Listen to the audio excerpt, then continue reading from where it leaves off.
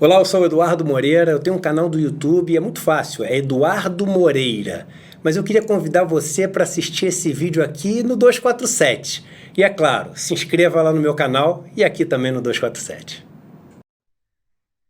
Olá, meus amigos e amigas daqui do canal, bem-vindo a mais um vídeo. Vídeo hoje com uma super visita, um assunto muito interessante que eu sei que vários de vocês estão acompanhando, apesar de não ser aqui no Brasil. A gente vai falar hoje de eleições nos Estados Unidos e das chances ou da menor chance agora, depois desse resultado do candidato Bernie Sanders nas eleições dos Estados Unidos. O convidado hoje é o Marcelo Faulhaber. Faulhaber, é assim que fala o sobrenome? Ou Faulhaber, pode ir a português. Faulhaber. É isso aí, o importante não é o sobrenome, o importante é que o cara é mó fera aqui, o cara é engenheiro de produção, engenheiro que nem eu, mas ele tem um Master Science em Economia Política na London School of Economics, a LSE, né? E é um estrategista político, já participou de várias campanhas aqui no Brasil, várias campanhas vitoriosas até, em todas as esferas, nas esferas municipais, nas esferas estaduais e até na esfera federal.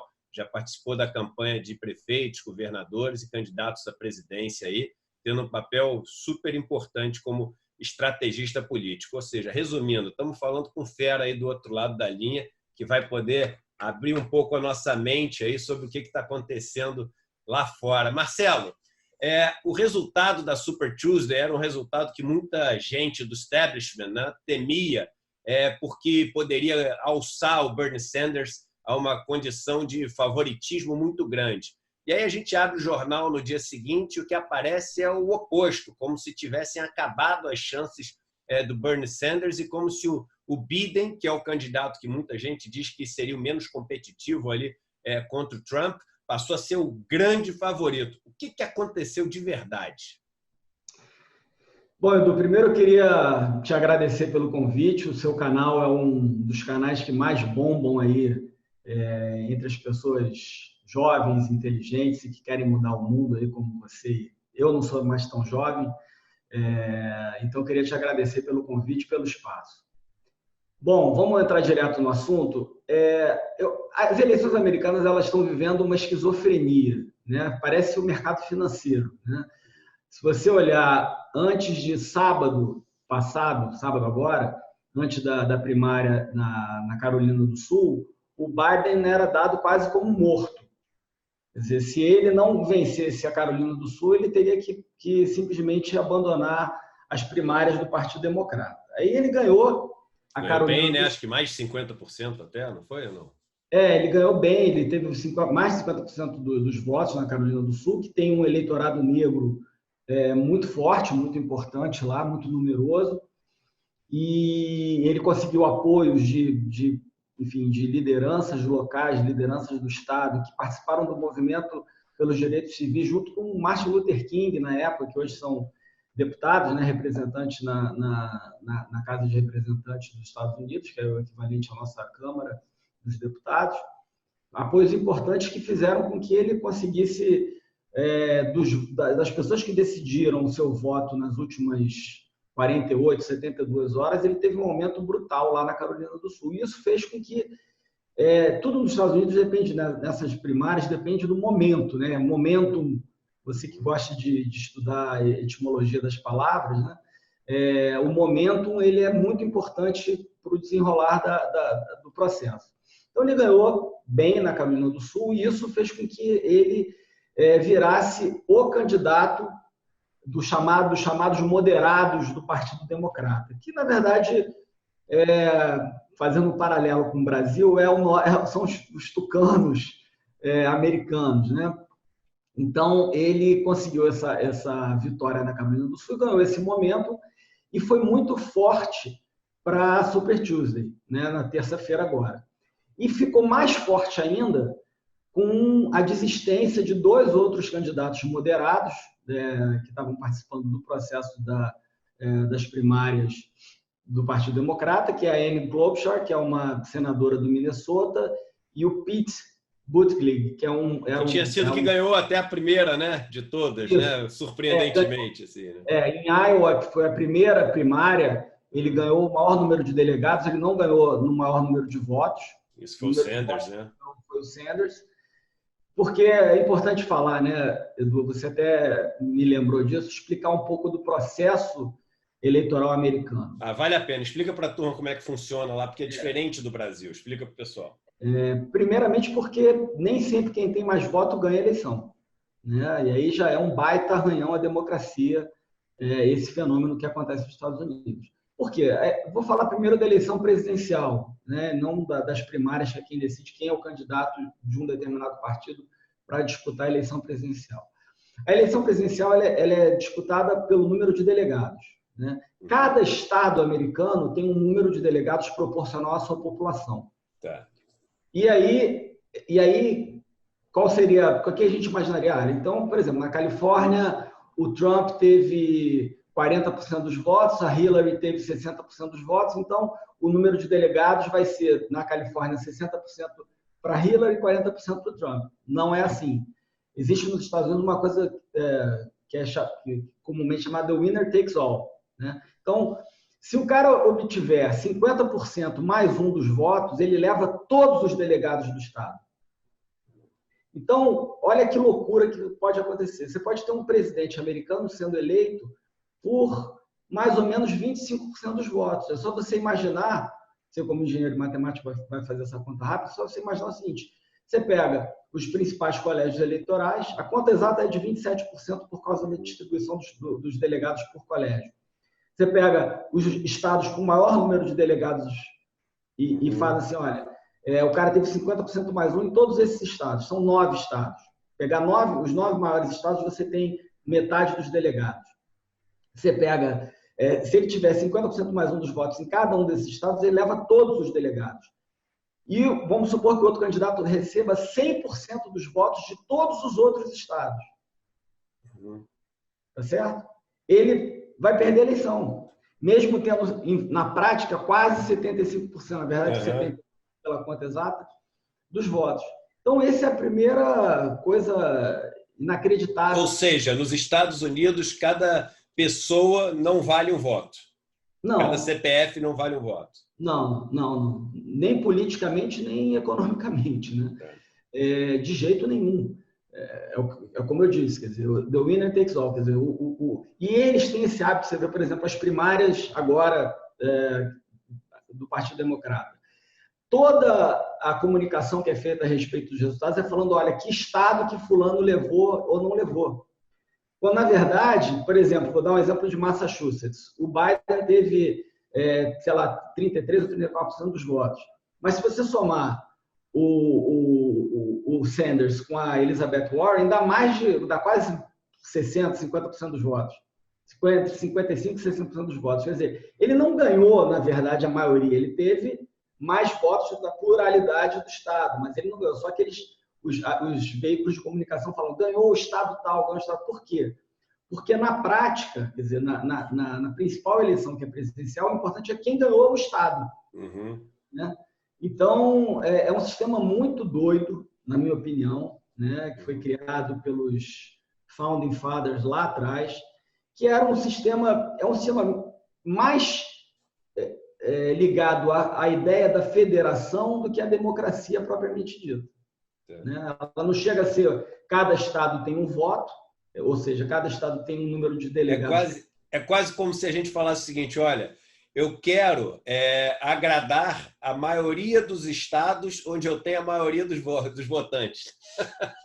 Só que maioria com maioria pode dar minoria, né? Porque totalmente. É aquela história, tem um monte de empresa, não sei se você vai lembrar disso, não vou nem falar o nome das figuras, são figuras conhecidas. Tinham alguns donos de bancos de investimento famosos que tinham controle das empresas aqui no Brasil, fazendo o seguinte, tendo a maioria, 51% de uma empresa que tinha 51%, de uma empresa que tinha 51%, que tinha 51% das ações ordinárias. Aí, quando você olhar o que ele tinha de ação da empresa, era 4%, 5%, e ele tinha o controle da empresa, né? Porque mais ou menos o mesmo sistema. Exatamente a mesma coisa. Exatamente a mesma coisa. Então, é um sistema muito, na minha opinião, muito antidemocrático.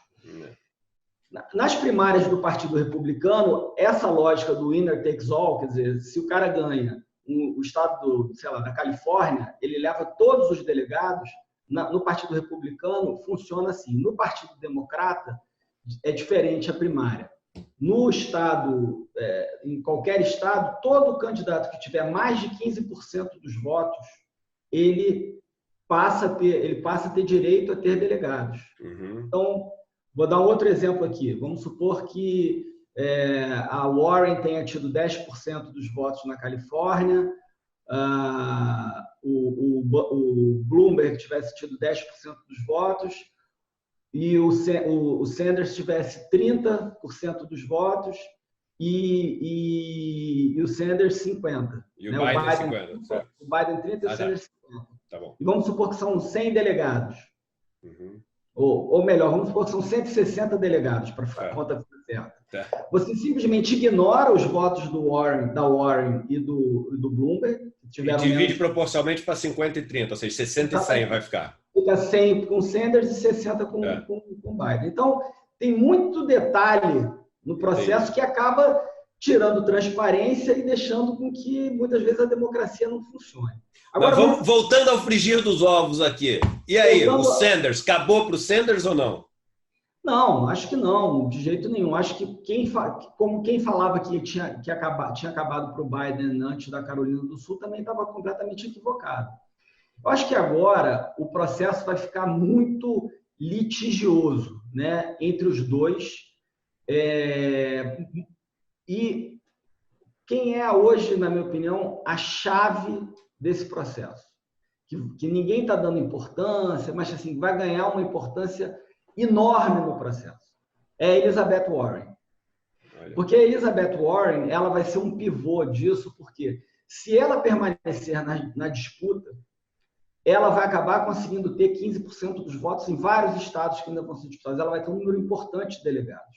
Isso vai fazer com que nem o Biden e nem o Sanders tenham a maioria dos delegados quando tiver a convenção democrata em julho. Uhum. Certo? E sem a maioria, hoje, antigamente, até a eleição passada, se o cara tivesse a maior percentual de votos, independente de ser maioria ou não, ele era o candidato do Partido Democrata. Criaram uma nova regra, até para segurar o Sanders, na minha opinião, de se o cara tiver o maior número de votos, mas não tiver a maioria, tem uma segunda votação durante a convenção, onde entram os superdelegados. O que são os superdelegados?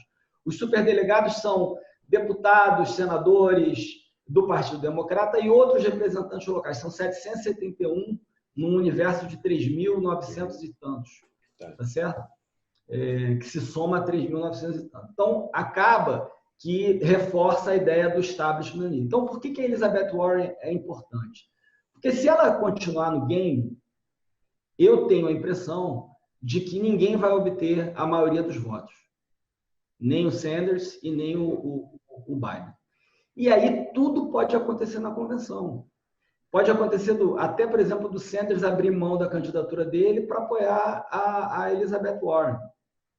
Ou vice-versa, né? Que os dois estão mais ou menos no mesmo campo. Isso. No mesmo campo. São os que menos se atacam ali. Sim, os dois têm as mesmas... em termos de política... Bandeiras muito parecidas, Em termos de políticas públicas, as propostas são muito similares, né? Medicare for All, quer dizer, sistema de saúde como o nosso SUS, ou como o sistema de saúde da Europa, universal, né, e estatal. Tem a proposta idêntica, a proposta de... Taxação dos mais ricos. Taxação dos mais ricos, de taxar as transações financeiras de Wall Street, propostas de... eliminar todo o student debt, né? A dívida dos estudantes, que é um puta problema hoje nos Estados Unidos, que assim, o negócio virou incontrolável, quase 10% do PIB em dívida de estudante americano. E Child Care for All também, quer dizer, que é um outro problema, né? Assim, o sistema americano garante o ensino a partir dos 5 anos da alfabetização e tal, mas na parte de ensino infantil não garante, então a proposta... Então, assim, em termos de propostas, eles estão muito... criar enfrentar o problema do climate change, né? Um novo pacote de desenvolvimento verde e tal. Então, as propostas são muito similares. O que difere? O que difere é que o Bernie Sanders ele fala isso há 30 anos, ou há 50 anos. 50 anos. E a Elizabeth Warren, ela é nova nesse campo, né? Essa é a primeira diferença. Então, o Bernie Sanders é mais autêntico. O Bernie Sanders tem realmente... criou realmente um movimento político nos Estados Unidos. A Elizabeth Warren ela tem as mesmas propostas, talvez até mais detalhadas, mas não criou um movimento político. E a outra diferença fundamental é que o Bernie Sanders ele se autodenomina Democratic Socialist, né? Que é um social-democrata, de acordo com os padrões europeus e tal, e nos Estados Unidos isso é quase um xingamento você falar que o cara é socialista. E a Elizabeth Warren se coloca ainda como capitalista, que é uma diferença. Então, muita gente imaginava no início que a Elizabeth Warren ela estaria ali exatamente para tirar votos do Bernie Sanders e não permitir que ele tivesse a maioria. Isso aconteceu em muitos estados. Em Massachusetts, em Minnesota, no Maine, a presença da Elizabeth Warren na eleição fez com que o Bernie Sanders não ganhasse esses estados ou ganhasse mais delegados nesses estados. Então, assim, eu acho que o que ela vai fazer vai determinar o que vai acontecer nesse processo eleitoral, né? Porque o que está muito claro é o seguinte: nos redutos classicamente republicanos, que vai do Texas até a Flórida é um swing state, mas agora vai estar bem republicano, na minha opinião. Pegando todo do Texas até a Geórgia e até para cima, até a Virgínia, aquilo ali é meio um reduto dos republicanos. Nesses lugares, o Biden vai estar muito forte, porque ele é um moderado. Agora, por exemplo, na costa oeste, Califórnia, Oregon, o estado de Washington, para cima também, Nova York e tal, o Sanders tem condições de vencer, que realmente são os redutos democratas. Então, a briga vai ficar ali em 3 grandes estados, a briga que eu digo não dessa disputa primária, da disputa da eleição presidencial com Trump, que é o estado de Michigan, o estado da Pensilvânia e o estado do Wisconsin. Nesses estados também não se sabe quem vai ganhar, né? Ou quem vai ter mais votos entre também o Biden e o Sanders. Então, eu acho que é muito prematuro dizer que o Sanders acabou, muito prematuro. E tem um outro dado que eu acho que é importante a gente refletir aqui, que são os debates. O Biden, em todos os debates que ele estava liderando, quer dizer, que ele era o líder e que ele era atacado, ele não segura a peteca. Ele é um cara que gagueja, ele esquece, ele não completa as frases, ele tá velhinho, e ele tá fisicamente velhinho, e você percebe que intelectualmente também. Então, os debates podem ter um efeito muito negativo na campanha dele para frente, especialmente se Elizabeth Warren continuar, porque vai ficar ela vai bem nos debates, a Elizabeth Warren, né? Ela vai super bem, ela é a melhor, e ela vai ficar ela e o Sanders batendo no Biden, ele não vai segurar. Assim como, por exemplo, eu imagino que o Biden contra o Trump vai engolir ele nos debates. Agora, até que ponto o debate vai influenciar ou não existe uma matemática clara para isso. Existe debate que influencia muito, existe debate que não faz nenhuma diferença. Por exemplo, para o Bloomberg, os debates foram críticos. Foram críticos para derrubar ele, né? Ele estava indo numa ascendente, ele foi tão mal... Aliás, uma das que usou muito bem os debates para derrubar ele foi a Elizabeth Warren, né? Com a história do assédio, dos processos que tinham sido comprados para ficarem escondidos, etc. Do redlining, que, por exemplo, que ele culpava os pobres hispânicos, negros, isso. De 2008 por terem feito hipotecas sem ter condições e tal. Enfim, eu acho que está muito prematuro para dizer. E uma coisa que eu acho que eu estou trazendo um pouco de novo, que eu acompanho bastante o processo eleitoral americano, enfim, não só porque eu gosto, mas profissionalmente. Mas uma coisa que eu tenho ouvido pouco as pessoas falarem é isso, é o papel da Elizabeth Warren daqui para frente, a importância do papel da Elizabeth Warren. Tá todo mundo hoje, se você ler o New York Times, Washington Post, até porque não querem o Sanders, né, obviamente, né, a mídia corporativa americana, como a nossa mídia corporativa brasileira, não querem, né, um candidato com as ideias progressistas de esquerda, progressistas e de esquerda como o Sanders tem. Eles hoje estão dando como certo do Biden ser o candidato. Mas ninguém está falando desse papel da Elizabeth Warren. Porque a Elizabeth Warren ela pode ajudar o Sanders de duas formas. Primeiro, não deixando que haja que o Biden fique só o Biden e o Sanders e o Biden obtenha a maioria, né? E ela pode ajudar ele também nos debates. Então, tudo vai depender do que ela for fazer na minha opinião, do que ela vai fazer daqui para frente. E isso não tem sido falado em nenhum desses grandes veículos, na CNN, New York Times, Washington Post. Para finalizar aqui, cara, o Sanders, apesar de ser um candidato que causa arrepios no mercado financeiro, nos donos das principais empresas americanas, no establishment, como ele mesmo usa isso, né? Diz que eu sou o seu pior pesadelo.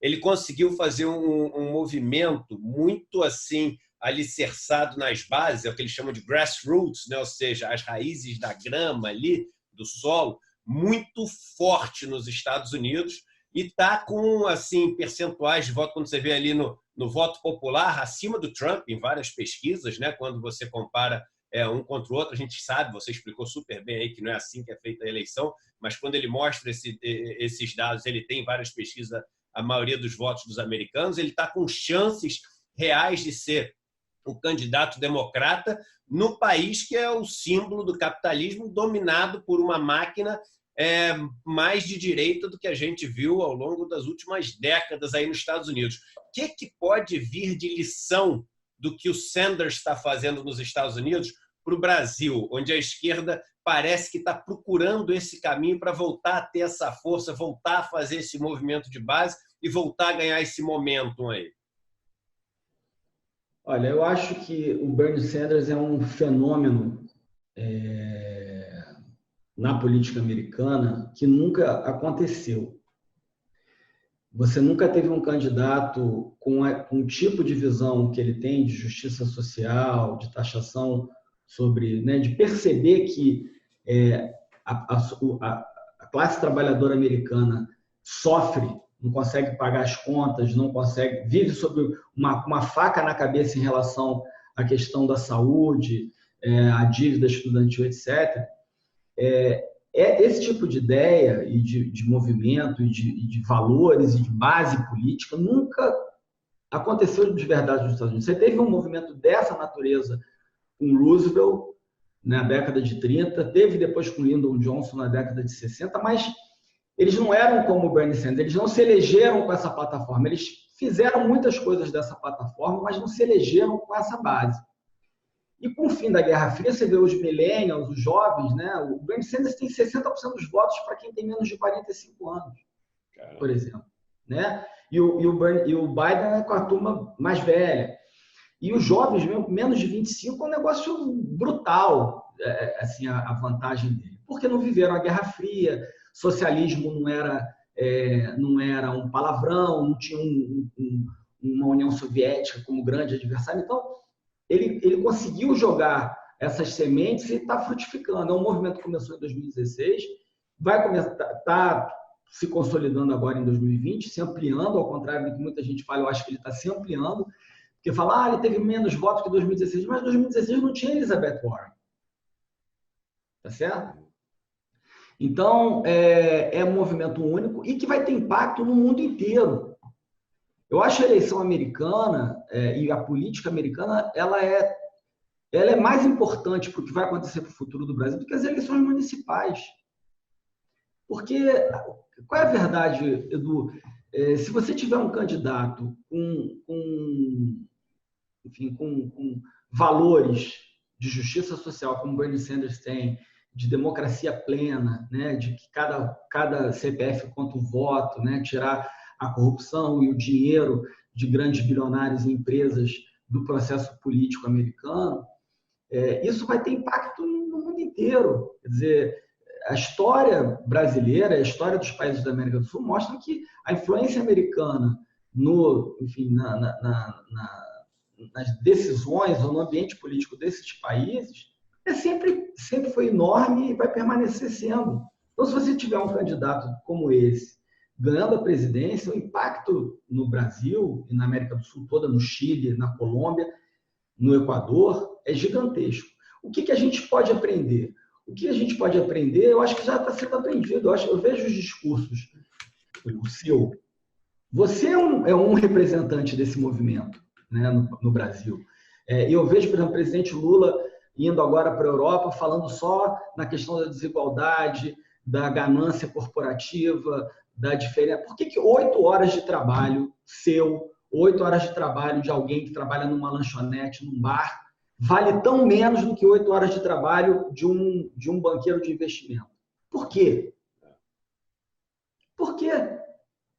Quer dizer, todo trabalho é digno, né? Então, assim, é um movimento, na minha opinião, que está meio que voltando ao que era, que pode fazer com que o mundo volte a ser o que era no pós-guerra ou na década de 30, quando houve realmente um crescimento da social-democracia no mundo inteiro, saúde universal, educação para todo mundo, assim, salário mínimo, valorização do salário mínimo, quer dizer, taxação sindicatos. Então, da mesma maneira que o Reagan e a Thatcher acabaram com isso e criaram um novo modelo que vem até agora, esse modelo está se esgotando, né? Só para encerrar, eu escrevi um texto, foi até publicado no jornal o Globo, chamado Coringa, Friedman e Outros Vilões, onde eu falo o seguinte: por que está havendo esse movimento ligado à extrema-direita?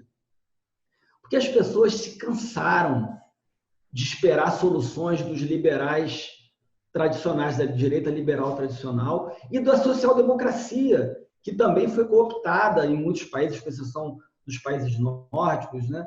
A social-democracia ela foi cooptada na década de 90 com Tony Blair e com Clinton, com mais ou menos o mesmo modelo econômico.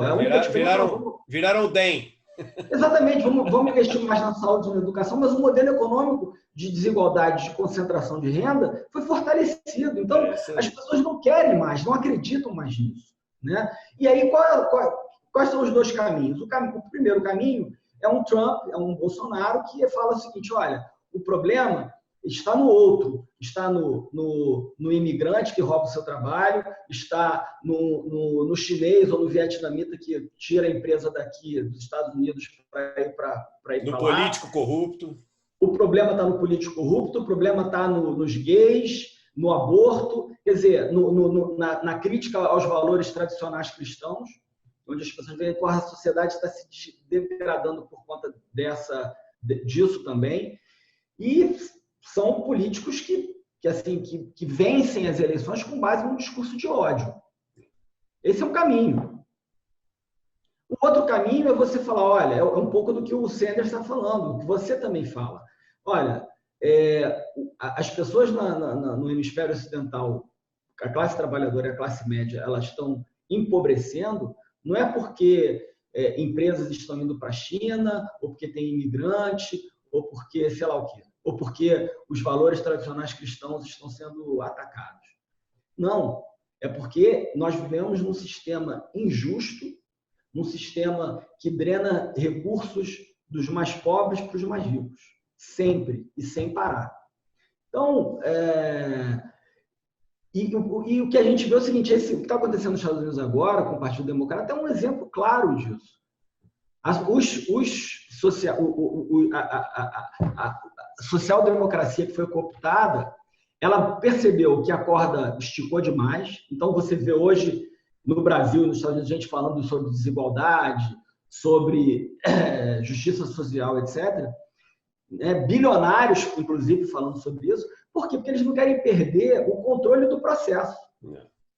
Eles não querem perder o controle do processo. Eu já falei isso uma vez, que vai chegar num ponto, e está chegando em vários lugares do mundo, onde a única solução para a direita vai ser ter um pouquinho de esquerda, né? Não, exatamente. Os caras poderem conseguir se manter mais um tempo no poder. O establishment ele tem que fazer a escolha. Ou eles vão continuar com essas soluções paliativas, né, que não resolvem o problema e que vão afastar cada vez mais o povo deles, ou eles param com essas soluções paliativas e buscam criar mais equidade de fato, né, um sistema mais justo, que proteja os trabalhadores, que dê serviços públicos de qualidade, etc. Ou ele vai fazer isso, ou então ele vai fazer um pacto com o capeta, com a extrema-direita, que é o que está acontecendo. Só que aí ninguém sabe o que pode acontecer, Edu, porque é muita instabilidade, né? A Alemanha tentou isso na década de 30 e deu no que deu. O establishment alemão, com medo do socialismo, naquela época até fazia mais porque era um socialismo autoritário, stalinista, etc. Agora, eles fizeram um pacto com um cara que eles acharam, esse cara não é tão perigoso, ele vai proteger, né, as nossas empresas, a nossa propriedade, etc, etc. E deu no que deu. Então, é um momento muito crítico, não só para os Estados Unidos, não só para o Brasil, é um momento crítico para o mundo, que a gente está vivendo atualmente. Beleza, eu queria agradecer ao Marcelo, lembrando para todo mundo que, poxa, é uma honra ter o cara aqui, ele é um Master Science em Economia Política, ele é o diretor executivo da como é que é o nome? Hextech, é isso? Hextech, Hextech, que é uma empresa que presta consultoria política para partidos políticos, para empresas públicas, empresas privadas. E, pô, Marcelo, quem quiser, cara, se conectar contigo, entrar em contato contigo, etc., dá uma dica aí como é que as pessoas podem fazer, por favor. Edu, eu vou, assim, duas coisas. Uma é entrar no site da empresa, né, na www.hextech, REXT, de tatu, de escola, K de quilo, né? Se ela quilo, cadê? A gente escreve com Q, né? Com K de quilo. www.hextech.com.br. Eu vou botar aqui na descrição, tá, gente? Então é só vocês entrarem na descrição, não precisa decorar, clicou aqui e que mais? E qualquer também pode mandar um e-mail para mim, que é Faulhaber, né? Depois eu te passo também. Você me passa e eu vou pôr na descrição. Faulhaber@hextechbrasil.com. Beleza, cara. E vamos bater mais papos aí, que foi muito legal e a sua didática é muito importante para as pessoas poderem compreender melhor esse processo e poderem participar de uma maneira mais efetiva. Tá bom? Obrigado. Foi uma honra o convite e a participação aqui. Muito obrigado. Tamo junto. Valeu.